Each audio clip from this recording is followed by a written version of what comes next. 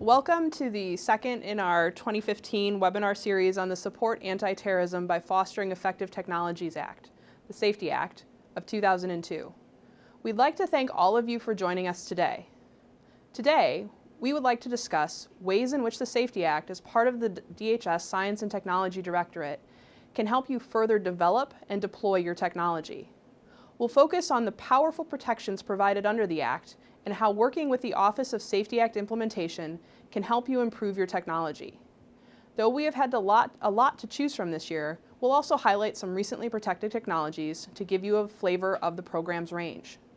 If you're having trouble with the audio on your computer, you can always use the dial-in information on the left-hand side of the screen.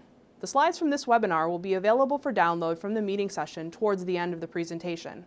The audio for this webinar will be available for download at safetyact.gov in the future. If you are new to the Safety Act process and our previous webinars, slides and audio can be viewed on www.safetyact.gov. Finally, if you have specific suggestions for future webinars, please let us know by sending an email to safetyacthelpdesk@dhs.gov or let us know in the chat room at the end of this webinar. Now I'd like to turn it over to Bruce Davidson, the Director of the Office of Safety Act Implementation. Bruce? Hey, thanks, Laura, and thanks for everyone joining us today.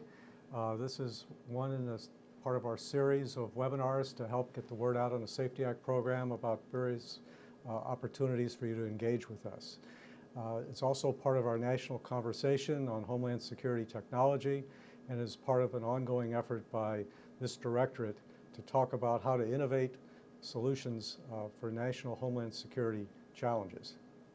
An important part of this conversation is providing a forum for the users and the creators of technology to identify and implement solutions that will help keep our communities and those who protect them safe and resilient. As part of DHS S&T, the Safety Act can be a valuable tool in your transition from prototype to widespread deployment.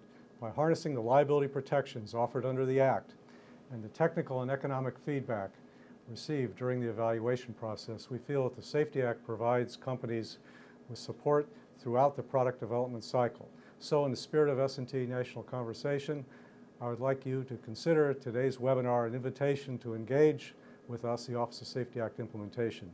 Please make use of our chat room during the webinar. We'll also have some time at the end to address some of your pre-submitted questions. If you have more questions or need additional help to answer specific questions, you can always contact OSAI via the Safety Act Help Desk later. Or you can submit a pre-application and get some quick feedback from our technical and economic reviewers. No matter how you choose to go about getting involved with us, that's your option, and we stand by ready to talk with you. So let's start the conversation. Great. Technology and threats evolve rapidly in today's ever-changing environment. In 2014, the Transportation Security Administration screened 653 million passengers and 443 million checked bags. An estimated 240 million 911 calls are made in the U.S. each year. 25 million cargo containers are processed through our nation's ports. The Pentagon receives 10 million attempted cyber attacks each day. To counter these threats, we will screen at the pace of life, provide information to decision makers at the speed of thought, equip responders to be protected and connected, protect internet privacy and commerce, and shield communities from disasters. Science and technology is helping move the nation to a more secure, resilient future. Great. I hope you enjoyed that video about ways that you can get involved with S&T. But on to the show. One of my favorite movies is the movie Contact, starring Jodie Foster.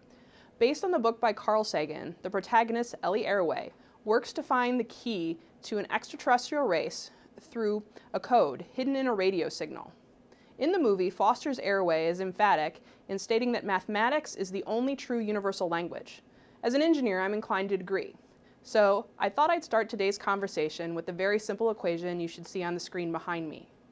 The equation, I think, describes the potential power of the Safety Act. When you provide a company with protection from liability in the event the worst happens, you remove a barrier to marketing and going forward with the technology. The Safety Act is rooted in this core principle that by removing that liability barrier, companies can innovate. And as companies innovate, they learn and grow, and their technologies evolve into solutions that, as part of the Homeland Security Enterprise, protect society. Further, the profits realized from today's technologies can be used to spawn the next round of innovation. Thus, I feel that when companies add the protections of the Safety Act with their powers of innovation, we can expand the current base of Homeland Security technologies, changing the market and creating new solutions. So I'd like to spend the rest of today's webinar describing to you how protect, innovate, and evolve are not mere words casually tossed around. They are the essential concepts behind the Safety Act and the tools provided to you as you work to bring about Homeland Security solutions. And like my favorite protagonist, Dr. Arroway, I hope to provide you with some keys to understanding not an extraterrestrial code, but the Safety Act. Webster defines protect as to shield from exposure, to defend, to maintain the status or integrity, and in many ways, all of these apply to the Safety Act.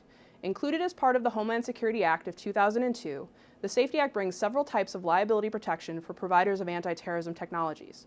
These protections help corporations manage their liability and risk as they enter the Homeland Security market. In an uncertain risk landscape, the Safety Act can provide some certainty in limiting a company's risk exposure. While not a complete shield, it can be an important part of an overall risk management program. The Safety Act can also be an important part of a business continuity plan, providing a way to help preserve financial integrity under potentially the worst scenarios. Let's turn to the next chart to look at how these concepts apply.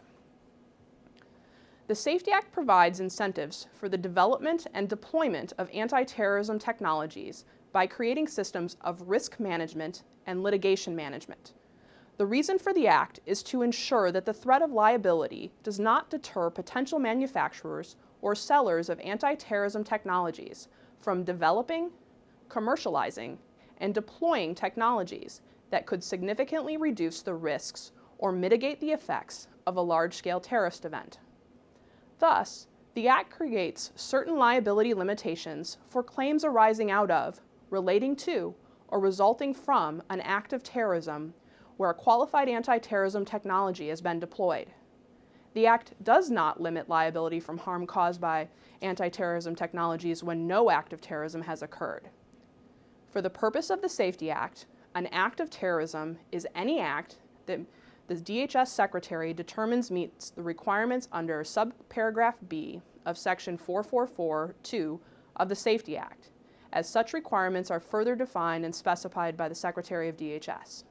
The Act meets the requirements of subparagraph B if the Act is unlawful, causes harm to a person, property, or entity in the United States, or in the case of a domestic United States air carrier, or a United States flag vessel, or a vessel based principally in the United States on which U.S. income tax is paid and whose insurance coverage is subject to regulation in the United States, in or outside the United States, uses or attempts to use instrumentalities, weapons, or other methods designed or intended to cause mass destruction, injury, or offer loss to citizens or institutions of the United States. So that means that the Safety Act would not apply in the event of a natural disaster. It is not an all hazards program. That's why, while it's not a complete shield, it is a part of your suit of armor, so to speak. Further, the Safety Act is not a regulatory program. Your participation is completely voluntary. But because we are non-regulatory, we also don't publish specific requirements. We can only offer you our best technical and economic opinion. Next, I want to touch on the protections offered by the Safety Act. The Safety Act has two primary levels of protections: designation and certification. There is also a subset of designation called a developmental testing and evaluation designation. However, I'd like to start in the middle of our figure with designations. Designations are for technologies that have demonstrated effectiveness during operational test or prior operational use. Designation provides a liability cap as well as exclusive action in federal court, no joint and several liability for non-economic damages, and no punitive damages or prejudgment interest.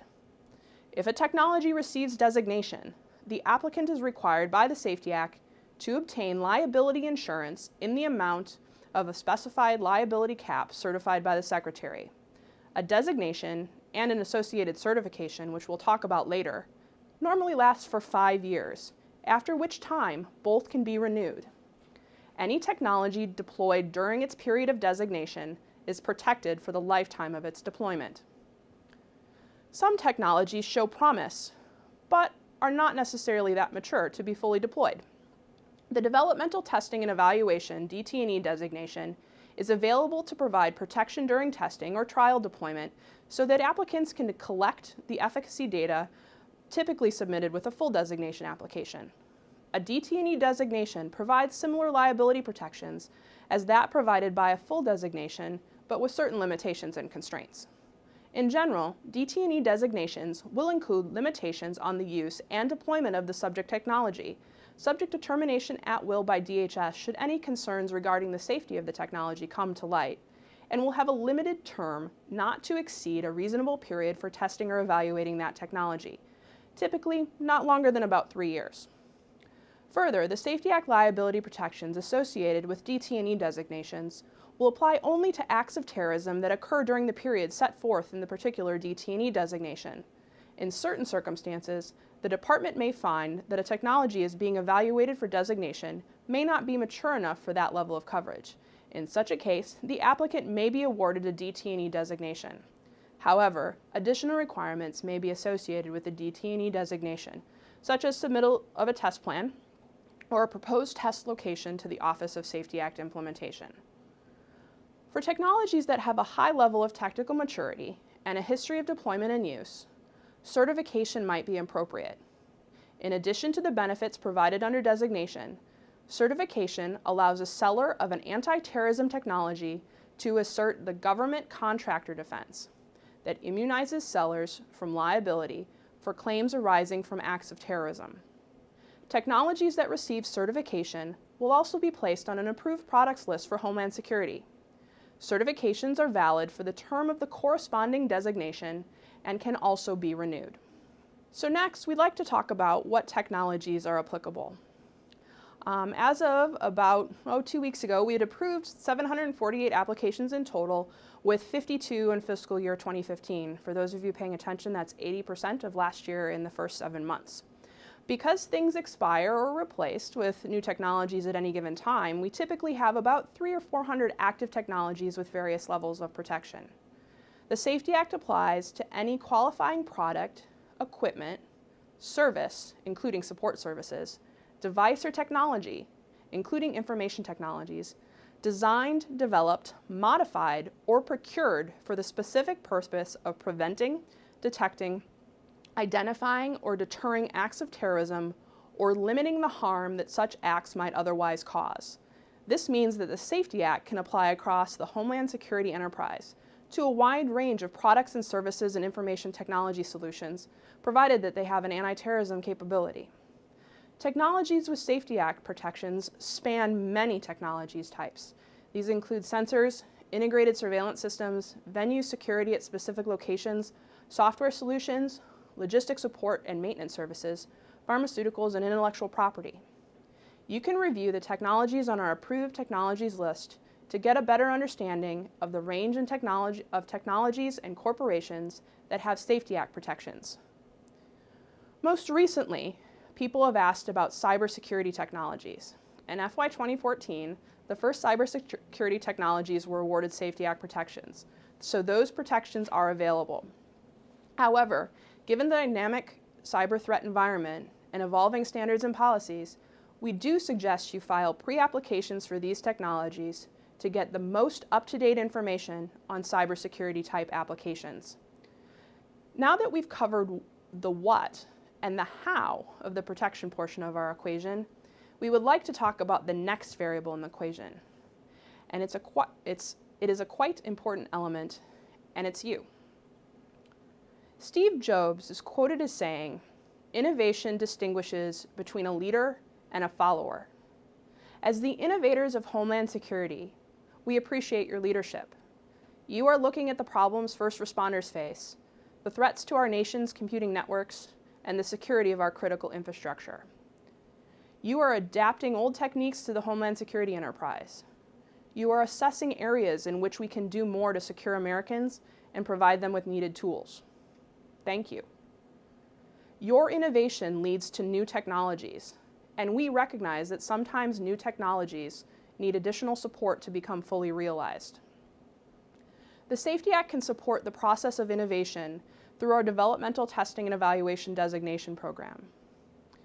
Noted author and executive Don Tapscott has stated that collaboration is important not just because it's a better way to learn. The spirit of collaboration is penetrating every institution and all of our lives. So learning to collaborate is part of equipping yourself for effectiveness, problem solving, innovation, and lifelong learning in an ever-changing networked economy. We believe that the Safety Act is part of that collaboration process that can support innovation. So, in the next couple slides, I'd like to talk about how. As we noted earlier, the Developmental Testing and Evaluation, DT&E designation, is available to provide protection during testing or trial deployments so that you can collect the data necessary for a full designation application. DT&E designation applications can be filed for any type of technology, but typically the technology in general require further demonstrations or pilot deployments in operational environments to truly understand how it will perform. DT&E designation technologies are not expected to be fully tested or widely deployed. A typical rule of thumb is that they have a technology readiness level, TRL, of 6 on the DHS TRL scale. A TRL 6 technology has developed prototype units or low-rate production units that are ready for tests in representative environments. Typically, technologies seeking DT&E designation protection have undergone some testing in a laboratory environment or have participated in some limited pilot deployments. These tests or pilots have controlled conditions and might not test the technology in its intended operational use. However, based on these tests or pilots, a technology has demonstrated some potential effectiveness. Future test events would allow you, a technology developer, to further explore this potential effectiveness.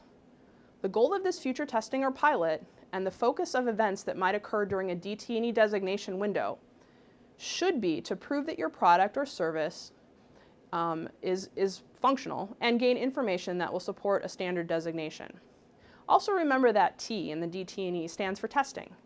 What makes a DT&E designation application unique is that we ask you to submit a test plan. The test plan should convey to us where and how you will carry on your developmental testing, your pilot deployment, or your field demonstration. Again, in addition to gain a better understanding of the performance of your technology, the information generating during that test or demonstration should be sufficient to support a designation application.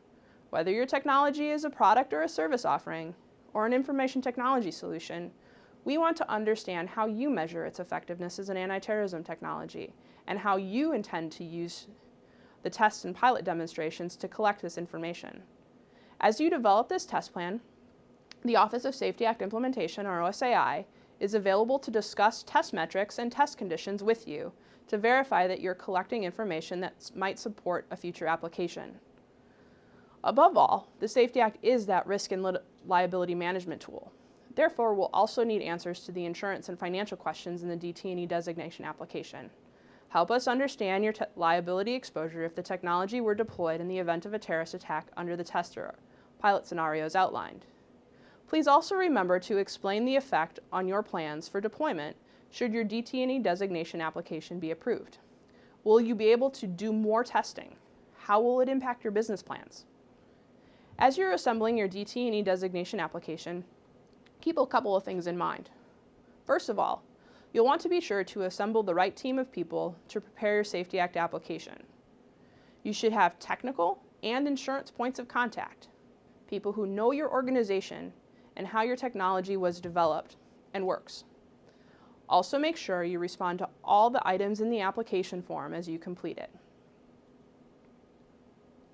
All right, so we're going to cover some more DT&E designation application tips. So when you're considering using a DT&E designation application to learn more about your technology, we ask that you think through 3 things. What is your technology? How should you test it? And how will this testing help you in future deployments or development cycles? As we start, we need an introduction to you and to your technology. We use the word technology as a term of art. Simply put, it means whatever it is that you sell to others, provide, or use internally. It can be a product, a service, software, or a combination of these that provide an anti-terrorism benefit to the public. Therefore, we need you to define your technology and tell us who you are. That's the technology description, which we sometimes also call the Exhibit A. When describing your technology, try to keep it as simple as possible and try not to use marketing language. We are looking for the facts. What is your technology, and for what are you seeking Safety Act protections? It's important to be clear and concise when describing your technology. The technology description is what will be evaluated for Safety Act protections and what would eventually be the legal definition of your technology and protected under the Safety Act. While reviewing your submission, we will ask you for information supporting various aspects of your technology description. For example, if you provide design services and training services, we will want to see information on both of these. This is one of the ways OSAI will collaborate with you during the application process. We can help you determine what should be or should not be included in your Safety Act application. Next, think about your test plan. Because we view the DT&E designation application as a vehicle for you to collect and document operational information that will support a future designation and certification application, we want to understand what types of data are to be collected. In this way, we can ensure that you are collecting the types of information that most likely will be needed for a future application and point out test metrics or test areas that we think should be covered, but are not included in your test plan right now. While OSAI cannot require that you conduct specific types of testing or write a test plan for you, our technical subject matter experts can offer you suggestions based on our experiences with the Safety Act, DHS test guidance that might be available, and industry-specific standards that might be applicable. This is another part of the collaboration process. We will talk a bit more about test planning on the next slide. Finally, it is important for you to articulate how the Safety Act will help you in this test process. How will it help you bring your product or service to market? How might your company be at risk by simply bringing a product to the market, even in a limited extent? How will testing help your current business and future business development? We are happy to discuss this with you and help you think through the problem, but we do need to hear from you on this important topic. All right, so I think our next slide is on test planning and deployment. The purpose of any test or pilot a test, particularly in the context of the Safety Act, is to either demonstrate that your technology works in its designed environment, often in the case of a product, or demonstrate that you have the end-to-end processes in place to deploy the technology, often in the case of the service. However, no matter what your technology type, a test plan or test scenario should address the following major topics. 1. Where will the test or pilot take place? Is it going to be at your facility or at another location? What type of environment will it be? 2. When is the testing, demonstration, or pilot event scheduled to take place? Again, it is important for us to determine the scope of the deployment to ensure that any DT&E designation offers the appropriate protections. 3. How long will you conduct the test, demonstration, or exercise? We typically ask you to provide an estimate of the planned duration of the test. For example, if you provide a product, how many hours of operation need to be completed for you to understand the performance and reliability of your technology? Will the system be operating around the clock or only at certain times during the day? If you provide a service, how many days or weeks will the pilot demonstration or exercise cover while you perform the evaluation? 4. When you conduct the test or demonstration or pilot deployments, will there be any third-party participation? For example, if a typical deployment will include contractor support, will those contractors be involved? Alternatively, is the testing being conducted by an independent agency such as a government organization? Who's going to be collecting the data for your test? And last but not least, number 5, how many units or locations will be included? Do these locations cover the potential range of your future deployments? Or is an assessment focused only on a certain aspect of the technology? If only one site will be included in the evaluation, will multiple units, crews, or staff members be tested? We also want you to think about how you define success. What does it mean to you for your product or service to be successful? What does this success mean for the Homeland Security mission? A DT&E designation is intended to move you from testing to deployment. Therefore, we encourage you to look at how test and pilot programs can help you look to the future. For example, a DT&E designation might allow you to note that your technology needs enhancements to be a bit more useful. Or maybe you will point out that something that works in the laboratory needs to be a bit fine-tuned. Perhaps you realize you need to develop supporting training materials. Or maybe you will ask, what can I do to ensure future consistency among my deployments? Maybe you want to further develop your quality control program. A DT&E designation provides you with protections while you are working through these questions and challenges. Because a DT&E designation may be modified via the Safety Act Notice of Modification process, your protections can grow and change with you as you push toward deployment. We would like to talk on the next slide about the types of data that should be collected. After you start thinking about those questions, you inevitably reach the conclusion that you need to collect material. What should that material be? In general, we are looking for data that would allow us to determine that your technology works.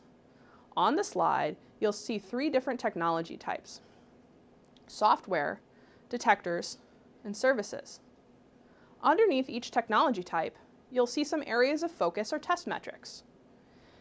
Bear in mind that we understand that these areas might not apply to all of the technologies or all of you listening out there all of the time. What we want you to think about is, how do you define and measure success? Sometimes these are called measures of performance or measures of effectiveness. Sometimes they're called key performance parameters.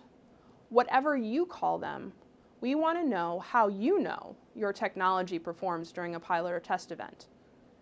In brief, when we look at software, we look at those areas that might naturally occur as part of your software lifecycle development process or test process. For example, what sort of unit tests do you run? What kind of regression tests? How do you track bug fixes? If you're providing a cybersecurity solution, do you do blue team or red team tests? Penetration testing? If you provide first responders with a common operating picture, how many concurrent users can you have? Load testing.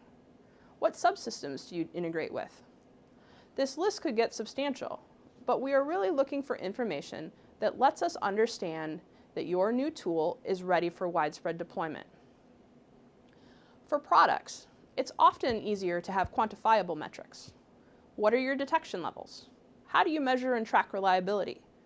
Metrics might come from internal or external requirements, documents, or requests for proposal from the government, if you've developed your technology with government participation. Component-level testing can support the effectiveness of subsystems of the technology and provide additional information on performance, as can internal or external, maybe third-party, laboratory test reports that might also be an important indicator of effectiveness. If you have conducted modeling and simulation of the performance or reliability of the technology, that would be a very valuable supporting documentation set. All of those developmental efforts can help you establish operational metrics. When defining operational metrics, we do ask that you think about the Homeland Security mission you support and what those metrics might mean to that mission and the end users. I'm reminded of the exchange from a really great movie called The Pentagon Wars, in which Kelsey Grammer's character is questioned about a system under test. His character is told that the weapons system missed by a mean distance of 5 miles nearly 50% of the time. Grammer's character retorts, "You know, in baseball, a guy that hits 400 is considered pretty great." Well, that's true. Baseball isn't really the operational context in which you consider a weapon system. So define your environment. Define your users. Make sure your metrics flow from there. Last, for services, quantitative metrics might not be appropriate methods to describe effectiveness or utility. Case studies are more likely to be relevant. You can run drills or exercises or tabletops. FEMA has some great online resources for conducting tabletops. This might be a great place to start. You can also use your DT&E designation to develop training materials. Some metrics can be found there. such as educational retention and rates of training compliance. We do encourage you, however, to make sure for DT&E designations that you develop well thought out training that can help your practitioners be knowledgeable about their role in combating terrorism.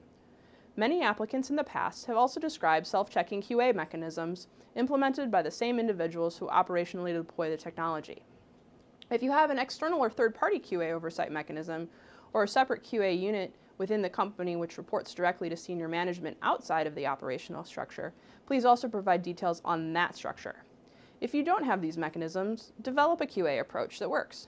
You might develop a corporate QA policy and procedural documents, an organizational chart showing the independent QA structure within the company reporting directly to senior management and bypassing those operational managers, or audit process to assure the autonomy of the QA reporting, a clear description of how QA data are used to implement corrective measures, and how follow-on QA checks are conducted to check that required measures have been both implemented and successful in correcting the technology as needed. You can also provide representative examples of use of the QA process within the technology. No matter the type of technology, don't forget to define your metrics and say why it's important in context. Baseball, or softball if you're me, stats are great, but a list of batting averages can't describe my Homeland Security capabilities. So in review, if you are using a DT&E designation to support your innovation process, start thinking about the following principles. Deployment. How am I going to deploy my technology and what will I deploy? Support. What resources do I need to support a test or pilot event? Consistency. Do I have a QA process in place or how will I develop them? Technology maturity. What do I already know about my technology? What do I need to learn from deploying it more widely? Testing and principles. What will I measure? What will it tell me? How will I test it? Can lab work help or will models help? Thinking about these core questions will not only help you with the DT&E designation application, they can also help you in your innovation process. In order to show the range of technologies that have received Safety Act DT&E designation protections, we'd like to show you a few examples.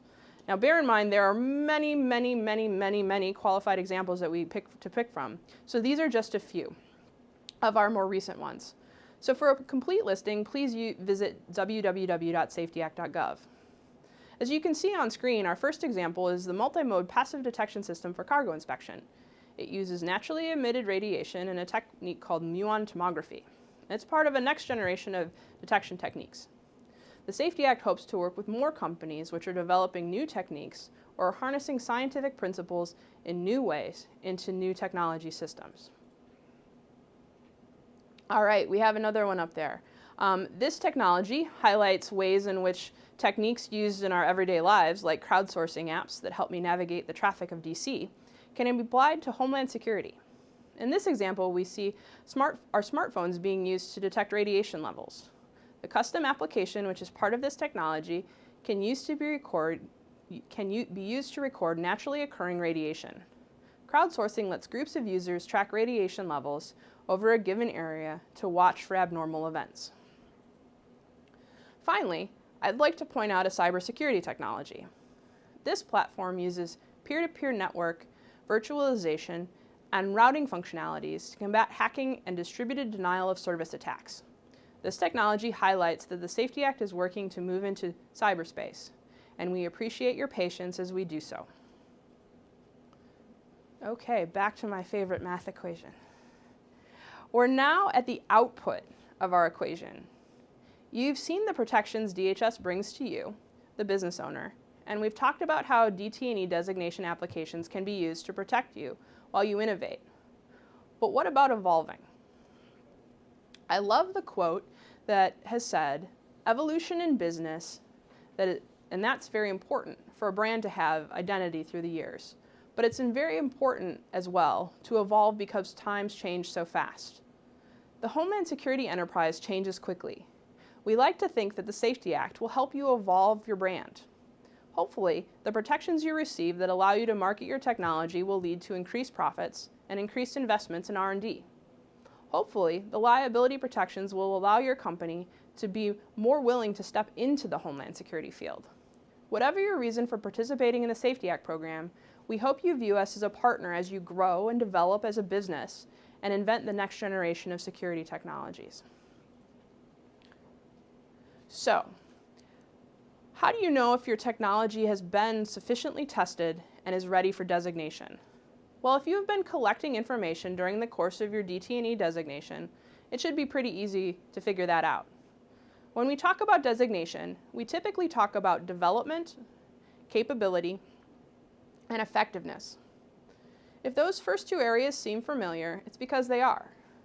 Development and capability were two of the critical areas, along with a test plan that you documented in your DT&E designation. So you already have a leg up there. In looking at those two components, make sure you update the information. If you've refined your processes and conducted more tests, please make sure you provide that information. If you've updated your training, quality control, maintenance, installation, software development, or any other plans and procedures, let us know and provide us with those updated materials. But our last area of import is effectiveness. Hopefully your DT&E designation has answered this question. By providing you with coverage during test and pilot events and documenting the results of those events, you should have collected information supporting your technology effectiveness. If you have collected feedback from customers through surveys or the like, please make sure you provide that information as well. A number of resources are available on the Safety Act website that will provide more information on the designation submission in far more detail than we can discuss today. However, we do often find that Safety Act companies that contact OSAI periodically during the course of their DT&E designations can engage in productive discussions with our office as well in advance of a submission. So if you have a DT&E designation and are thinking of moving toward designation, please give us a call. And if you want to go straight to designation, give us a call there too. In every application, in addition to the technical data we ask for, you might wonder what financial or insurance information to supply. Because the Safety Act is a risk and liability management tool, we need to understand which of your current insurance policies would satisfy compensable third-party claims arising from, relating to, or resulting from an act of terrorism. For example, is it your general liability, professional liability, product liability, aviation, or standalone terrorism policy? Once you've figured out which policy applies, answer all of the application questions relating to insurance. Please note that if you have more than one policy that applies, provide separate answers for each policy. If your policy will expire during our evaluation period, please provide updated information about the renewed policy. For insurance, typically an insurance certificate is not enough because it doesn't really contain the premiums, even if it does list your limits. It also doesn't provide information on your terrorism endorsements. So applicants should answer all parts of question D16.1 for each policy separately instead of just providing that insurance certificate. And if you don't have terrorism insurance, we'll ask you to supply an insurance quote. If you have an insurance policy that just happens to exclude terrorism, the easiest way to do this is to get a quote to add coverage under the Terrorism Risk Insurance Act, TRIA, to that policy. If you have no insurance, can't get a TRIA quote, or just think that that quote is too expensive, you can always get quotes for entirely new policies that would respond to a potential Safety Act claim. We recommend that you get quotes for multiple limits of coverage. For example, 1 million, 5 million, and 10 million is a good place to start. Remember, for any quote, make sure you ask your broker or your insurance company to assume that the technology will receive Safety Act protections. We also ask that anyone participating supply your most recent financial statements. That might be your income statement, your balance statement, or your statement of cash flows. If the primary named insured for your insurance program is an entity other than your company, such as maybe a parent, provide the parent company's most recent financial statements. Again, your income statement, your balance sheet, or your statement of cash flow. For financials, we do need the balance sheet and income statement from the most recent fiscal year at the same corporate level as the primary insured. Finally, we will also ask you to provide information on reasonable revenue projections. These projections are solely related to sales of the technology and shouldn't include any revenues you expect to earn from any other product or service. And if your technology is not revenue producing, that's okay. Just let us know that and then provide us with the technology's cost projections instead. Whether you're providing revenue or cost data, You should provide a projection figure for your current fiscal year as well as for each of the following 2 fiscal years, for a total of 3 years of protections. As I did for DT&E designations, I'd like to highlight some of our recent protected technologies. Again, there were a large number of technologies available to highlight, so we encourage you to check out the list at safetyact.gov. Our first technology is another detection technology. This one uses more conventional methods to detect contraband in vehicles, but can be deployed in a fixed or portable mode.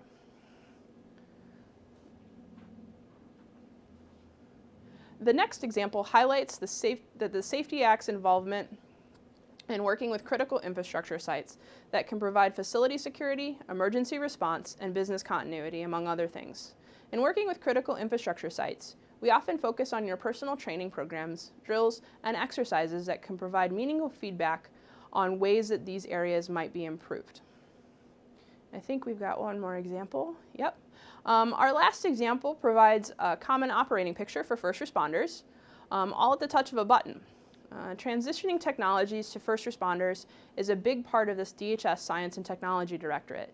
OSAI is happy and very proud to support this effort by working with the manufacturers of these technologies to help put new tools in the hands of the men and women who serve America every day. We want to touch on the highest level of Safety Act protections for just a moment. For certification, we want to see not just how your technology is effective now, but how it will continue to be effective over the long term. For example, do you have a plan for identifying problems and making changes? No company is perfect. However, the important thing is, how do you recognize that something might not be working? How do you document your findings, and what do you do with those findings to make the technology better? Certification is about showing us how you take lessons learned and evolve into something enduring. Finally, while the certification application has a specific question about safety, you might also want to consider safety in a DTED or designation application. Do you manufacture to a specific safety standard? Do you provide training to protect your operators or provide instruction on the proper use of your technology? This is important for us to know. We also want to know that you are going to expand and ensure that your technology is repeatable across a wide spectrum of deployments. How do you ensure that you have the same high-performing technology everywhere you go? We call that repeatability. If you have the answers to these types of questions, you should be filing an application for designation and certification. If you don't think you can answer those certification questions right now, that's okay. Please take a look at all the information on our website or schedule a teleconference if you wish to know about how to apply for certification. Now that I've shown you all the parts of the equation, let's talk about how it all goes together. We want to make sure that you know how to supply us with the information needed to demonstrate your ability to supply a Homeland Security solution. Recall that the Safety Act application process is based on paper submissions, so organization is very important. You've invested time, money, and effort in developing your technology, and you want to show us what that time and effort looks like on paper. One way to do this is to assemble a team within your organization to support the application. You should have technical and insurance points of contact, people who know your organization, how your technology was developed and deployed. Generally, there is no one right person to submit an application. Rather, there's a right team of people in your organization. Once you have your team assembled, work together to answer all the questions in the application kit clearly and thoroughly. As we have covered in other webinars, the Safety Act application kit consists of questions and instructions. Because the Safety Act covers that range of products and services, the questions are designed to capture all technologies. OSAI can help you understand how the questions might apply in your particular case. There are no wrong answers per se. What's important is that you answer all of the questions and support your technology. As you develop responses, think about what additional information you need to assemble to support these answers. Reference them in your response, as we will discuss later. You can also include documents like user manuals, training materials, test reports, standard operating procedures, hiring policies and procedures. You might provide us with the names of customers or points of contact who can provide additional information. No matter what you provide, tell us a clear story with supporting materials. If you have a lot of supporting materials, make sure that you include a table of contents. We recommend numbering attachments 1, 2, 3 or using letters ABC. Just make sure all your attachments are listed in the table of contents and that the file names match the documents you intend to upload. Also, be careful not to substitute quantity for quality. While it's sometimes tempting to add a lot of attachments, consider how those attachments aid in telling you your story. It's a fine balance, to be sure, and one we are happy to consult on while you're preparing your information. Using section headers, supplying tables of contents, and searchable PDF and MS Word formats can help us effectively and efficiently review your materials. Another commonly asked question is, can I submit a draft of my Safety Act application before formally applying? The answer is yes, of course. Typically, drafts are only reviewed after OSAI has had some preliminary communication with you, via either a pre-application or a teleconference. To have OSAI review a draft, you should contact us with the help desk. While we do attempt to review drafts quickly, be advised that it can take several weeks. If submitting a draft, we ask that you provide a copy of the answers to your questions and a list of the attachments that you would intend to supply and support, but don't submit all those attachments, unless they are specifically requested by someone at OSAI. Part of the conversation you need to have internally is what type of application you might want to submit. If you can clearly identify what you are seeking Safety Act protections for, be it a product or a service that is sold for profit or something that is provided internally to your business, you can start listing all the information you might have. The slide behind me provides a series of questions that you can ask as you are making that decision. These questions encourage you to take stock of what information you might have. Whatever path you choose, be advised that OSAI can help you in the process. So I think we're back to the beginning. I've talked a lot in today's webinar, and now we'd like to hear from you. There are a couple of ways to make that happen. First, you might want to make use of our pre-application process. This 21-day process provides you with an opportunity to introduce your company and technology to OSAI and lets you speak directly with members of the Safety Act team. You might also contact our help desk with specific questions or to schedule a consultation. Once you have prepared your designation application, you may want to schedule a pre-submission consultation through the Safety Act Help Desk so that we can provide feedback on any information gaps that may exist. The key here is to work together on this process. Though we are a small office, we are generally of the friendly sort and are willing to help you through this application. We'd like to thank you all for joining us today. And on the screen behind us, you have how to contact the Office of Safety Act Implementation. And we'd like you to remember that we're here to help support you on your Safety Act journey. And I think we'll start with the questions in advance before I turn it over on the phone line. I get to be the interviewer here. So, Bruce, just a couple questions. Let's see. Can small, medium-sized businesses apply, or? Absolutely. Approximately 35 to 40% of the applicants who apply to this program are in small business category, and we view that as with revenues below $50 million, but when you drill down in that revenue band a little bit, most of them are below $10 million. When you combine small and medium-sized business, we're up in the 60+% range who apply to this program. So it's very open to companies and entities of all sizes. Okay, great. I have a couple questions here about real estate development and architecture and engineering. Yeah. Someone had asked, how can the Safety Act be applied to A&E design projects or in early development? Yeah, it sure can. A&E is a potential application that can come in for us to take a look at and provide some Safety Act protections for that. Some of the things we'd look at is to determine what are the standards that are being used in the construction of the building, what sort of a design basis threat was done, risk vulnerability assessment, and how do those studies result into capabilities and standards being translated into the architectural plans for a building to be constructed. Okay, and we'll take one more off the, I guess, pre-approved list, and then I'll open up the phone line. There was a question as to whether or not, if someone has multiple products or multiple offerings, do they need to be separate filings, or should they be compiled into a single application? It depends how close they are functionally. We have some applicants that come in with a family of products that really have some very similar engineering or architecture to them. So that when we evaluate them, we know that one is pretty much like the other. However, if you have a group of products that are based on different designs or based on different scientific principles or have significantly different functionality, we'd like to talk with you about that before you submit an application. We may have to split it up into more than one application. We try to be as efficient as we can when applicants come in with things, but sometimes if you group too many things together, that actually makes it more difficult to process the application and get it done successfully.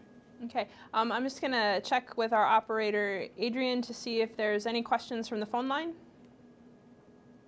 At this time, there are no questions, but as a reminder, if someone would like to ask a question, you can press *1 on your touch-tone phone. Please unmute your phone and record your first and last name clearly when prompted. And if you need to withdraw your question, you can press *2. Okay. Well, while we're waiting, I'll ask you another one off the list. Sure.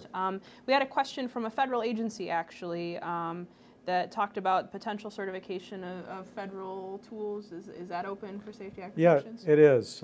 Last summer, we provided a block designation opportunity for our users of a vulnerability self-assessment tool that was developed by the Environmental Protection Agency. So we have had interest before then and after that from various agencies who have developed types of tools or other products that they'd like to get out there and get used widely throughout the community. And we'll certainly take a look at those and can take a look at perhaps doing a block designation for that type of a situation. Please send an email to our help desk and give us a point of contact in your agency so we can call you and follow up on this quickly. Thanks. Okay. And this is, I think, probably more on the legal protection side. We had a question on how Safety Act protections flow upwards or downwards to customers, prime, or subcontractors. Yeah. The idea behind the Safety Act is that it would be a single point where claims would be filed, and that's against the seller.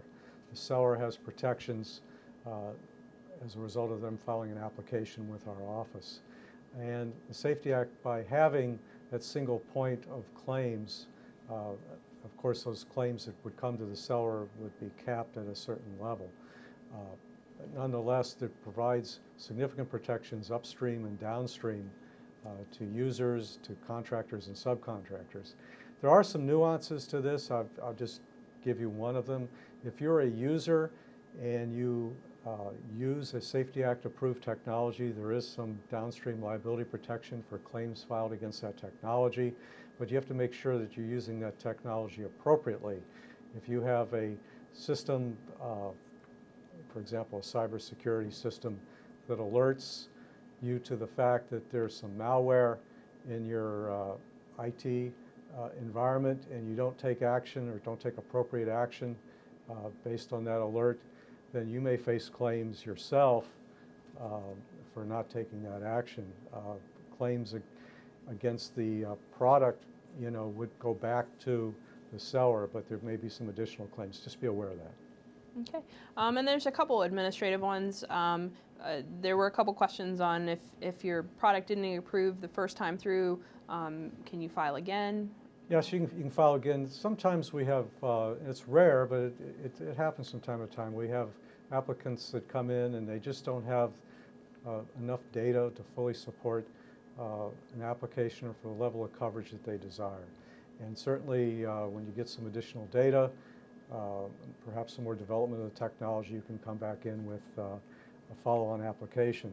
In some instances we have, and this is very rare, but nonetheless in some instances we've had situations where we've reached a policy decision and we have communicated that to you that for one reason or another the department does not consider the technology to be an anti-terrorism technology. So if that's the case and you think something has changed, send us an email, give us a call, and we'll be happy to discuss that with you further. Okay, and I think we're coming up on the about time. So I'll do one last check on the phone lines. There are no questions at this time. All right. You want to make some closing remarks? Yeah, hey, and thank you, Dr. Idle, for presiding over the webinar and for providing this really great information. I mean, this is really a key area for our country and for our economic growth as we proceed forward. Innovation and research and development are key underpinnings of a healthy and robust economy. So this is part of the larger discussion this directorate wants to have with those in the Homeland Security Enterprise mission space. Is we want to encourage this type of activity and encourage you to press on. We hope that Safety Act provides you with the tool that enables you to achieve these goals more readily. Thanks again for joining us. Okay, and thank you for everyone's attention today. If you need to download the slides, they're in the bottom corner of your screen for download. And again, audio will be posted at a later time. But thank you. We hope to see you again over the summer. Have a great afternoon.